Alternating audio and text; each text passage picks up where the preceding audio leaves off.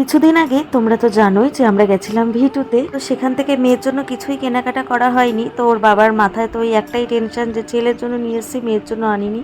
ভাবছে যে মেয়ে অনেক দুঃখ পেয়েছে জন্য। আর দেখো আজকে আমাকে না জানিয়ে চলে গেছিল এক্সপ্রেস বাজারে, কাঁচরাপাড়ায় যেহেতু তোমাদের দাদাভাইয়ের অফিস।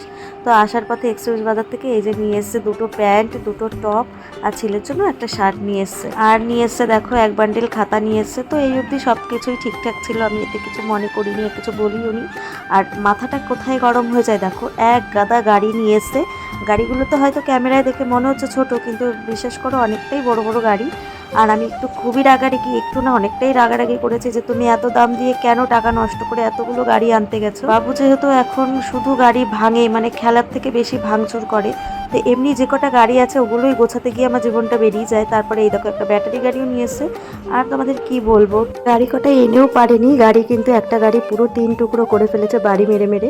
তো আমি দেখো রাগ করে ফ্রিজ মানে আলমারির ওপরে রেখে দিয়েছি, তো সেটাই আমাকে বারবার দেখা বলছে ভু ভু ভু। তো তারপরে আর কি, তো ছেলে আর বাবা দুজনে মিলে গেছে একটু বাজার করতে, আমি এদিকে জামা কাপড়গুলো ভাঁজ করে নিয়েছি। তো ভিডিওটা এই পর্যন্তই।